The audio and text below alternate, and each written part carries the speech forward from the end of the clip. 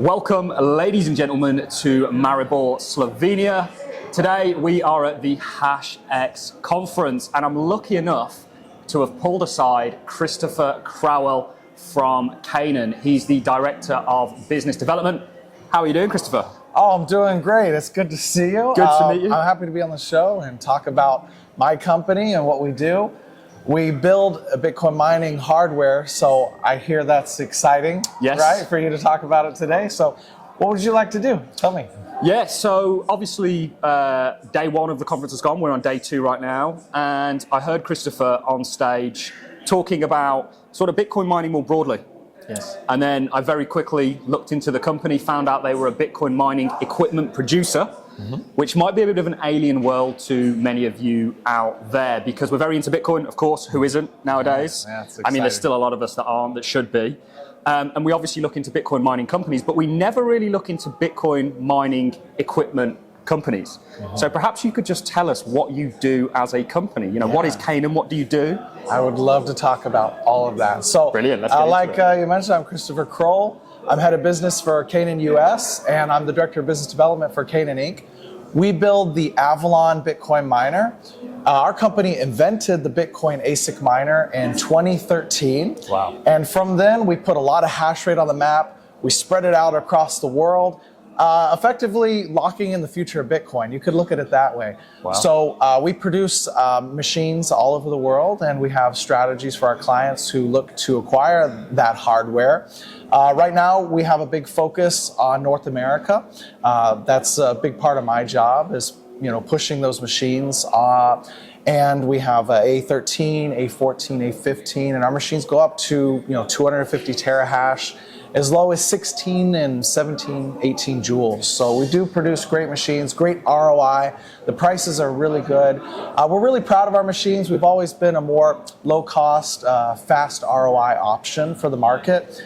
A lot of our partners want to seek us out and work with us because of that. And with a hardy machine and a good ROI, I think it's great for Bitcoin mining.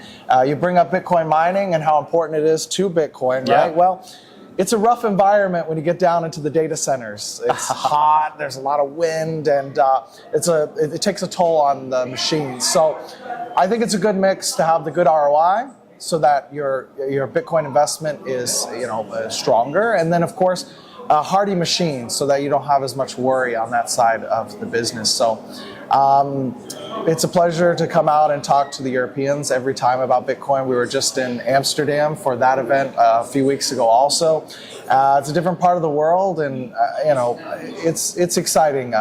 But going back to Canaan, if you want to reach out, let me know, and we can talk more about Bitcoin mining. We have a lot of partners all over the world. Like I mentioned, we manufacture around the world. We're also traded on the New York NASDAQ.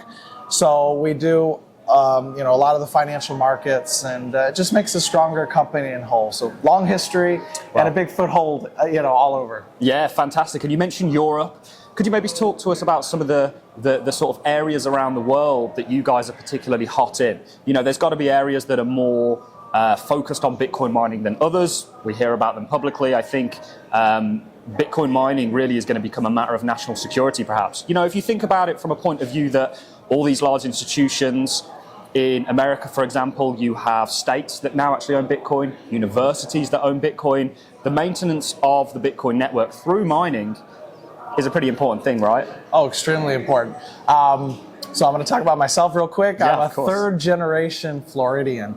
I love Florida. It's where I'm going to be, for the future as well. And Florida is now talking about doing Bitcoin reserves. The CFO has been very vocal about that. You bring up other states that are doing the same thing.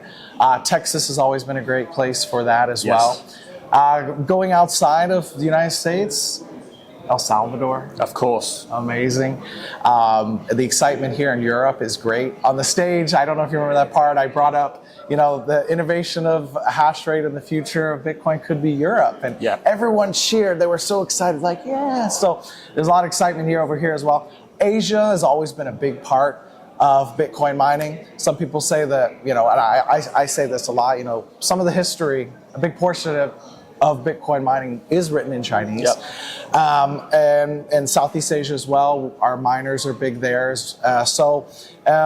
Yeah, I don't see anywhere actually where there isn't excitement. So going back to North America real quick, where I'm based, we have a lot of partners where we're actually mining Bitcoin as well. One of our big partners, Stronghold Digital, they use waste coal to power their data center. A great partner of ours, so we're really excited to be a part of that. Cypher Mining, another great partner of ours. They're in Texas using low-cost power to help support the grid, and they love our machines as well. Taylor Page, their CEO, has said our machines perform the best out of all the machines they have on their site. So has Stronghold Digital's CEO as well. And these are big names, household names in the mining space. Yeah, absolutely. Yeah, so I think it's only going to grow more and more in North America. But the excitement we see everywhere, it's thrilling because more opportunity to get hardware out to the market, but also that's a lot of hash rate coming online. Yeah, and it makes everything better. And of course, what about Bhutan? Yes. Am I saying that right? Bhutan? Is that the right pronunciation? Bhutan. What an amazing story. Asia. Yeah, it is. Another great friend of ours, BitDeer. They're a great, friend, you could say, on the capital markets in the United States. And they've put a big investment out, I see, in Bhutan. Right. And it's hydropower, I believe, right? Of course, yeah. So it's clean, green energy. And Canaan, we love green energy as well. I brought up waste coal, but also we have some partners that do hydro power as well in Canada. And, it's something that we're excited about. Bhutan, you want to talk about something specifically about it? We don't have anything there, but I really like the idea of the hydropower and nation states, going in and trying to make that investment. Yeah, absolutely. And I think we're going to see more and more of this. We did hear on stage about China, actually. So there's a ban on Bitcoin mining in China. Yes. And we actually found out that it might not be such a hard, like a soft ban, perhaps.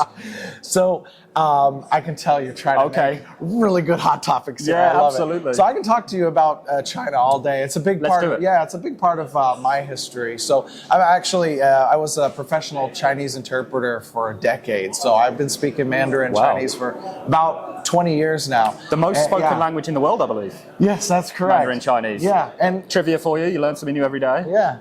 And, it ties into Bitcoin mining, definitely. But talking about the ban, you remember in 2021 when Bitcoin mining essentially, tapered off and was ended there, a hash rate dropped, and we saw the mining equipment coming over to the United States. It was interesting, though, just a really important idea about Bitcoin mining you need to look out for. It's not just about the hardware, which we can produce, it's also about the data centers. Of course. And you want to get your machines in before the hash prices rise, right? Bitcoin rises, the revenue from mining rises. Well, we saw then, during that period in 2021 when the machines turned off in China and they were transported to data centers on this side of the world, or in North America on that side of the world, by the time they got there, a lot of the space was used up. There was nowhere to put miners. So it's always about speed. Buy the mining equipment and make sure you get it plugged in before the mania sets in. Of course. Talking about China specifically, about mining there, I hear rumors like everyone else. I don't know about Bitcoin mining in China, how much there might be or may not be. I don't typically comment on it, but you do hear a lot about that, and it's an exciting hot topic. So yeah, it was absolutely fascinating to me to hear that. I can't quite remember the name of the speaker, but he spoke about how there are. I don't want to go too much into it because it might be quite a sensitive topic, I believe, and I enjoy life. Okay. However, we might edit that bit out. There was sort of perhaps rumours that people may still be mining in China through various means. And as somebody that sells mining equipment, yes, you're probably a very good barometer for the space as a whole in terms of interest. Bitcoin is we call it the tide that rises and sinks all ships. I mean, we're at a Bitcoin-focused conference. We do talk about altcoins, or shit coins as they've been referred to throughout this conference. But Bitcoin is that tide that rises and sinks all ships. What kind of interest have you guys seen? Have you seen an increase? Do you guys kind of see the 4-year cycle playing out with selling hardware? Could you maybe talk about that a little bit? Yes, we do. So we have a unique business model where we can not only provide self-mining hash rate to clients through our hardware, but we can also mine Bitcoin ourselves. So you'll see that when the market takes these 4-year cycles and things start to slow down prior to halving, we can put the machines in we have ready to mine ourselves.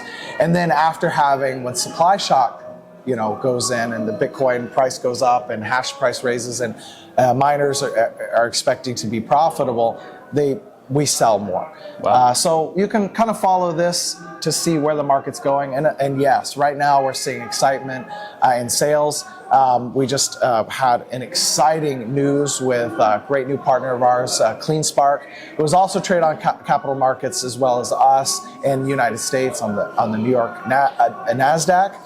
They just we just did a press release announcing 3,800 of our high-tech immersion miners. So you can see there's excitement towards buying more machines and putting in more hash rate, and we're excited about that. I think absolutely you can see the future of Bitcoin and how it moves in the market with who's plugging in mining machines. Absolutely, yeah. It's kind of like the oxygen to us or to plants or to things like that, the miners. And that's why when I saw you on stage, Christopher, I just had to come and find you because I've never interviewed a Bitcoin mining equipment producer. And have you guys got a Bitcoin strategy yourself? Is there any kind of a Michael Saylor-esque plan here? Because whether you like Michael Saylor or not, you've got to give it to the guy, right? Unbelievable, best performing stock in the S&P 500. Have you guys got some sort of a Michael Saylor plan? Is that something you might be considering? Or? Well, our Michael Saylor is definitely our CEO and founder, NG Zhang. Wow. Mr. NG Zhang is phenomenal in that he does, he's a Bitcoin, he loves Bitcoin.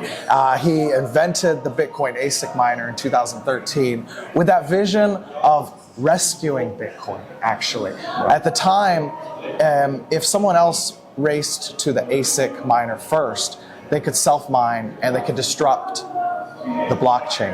And Mr. NG Zhang, our founder and CEO, wanted to put this machine in as many different hands as possible when we first put it to market, and effectively spreading out hash rate.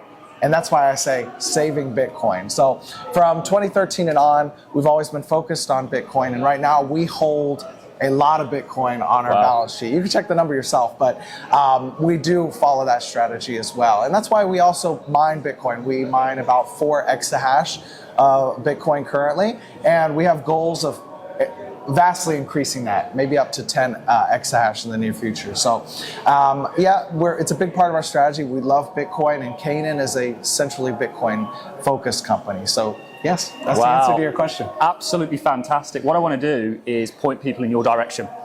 So after listening to Christopher speak, I've certainly gone and done my own research into Canaan as a company. I'm going to continue to do so when we get back to the sunny UK. We're currently on the sunny side of the Alps right now. That's right. How's it been? Has it been sunny for you, or today more so perhaps than yesterday? I like to think that I'm pretty good with the cold weather, so I haven't been that cold. I think it is the sunny side of the Alps, but it is chilly outside. I love Slovenia. It's been exciting we had dinner at a really nice restaurant where we had like a 20-course meal, and every dish was just different and tasty. So Slovenian cuisine has been great.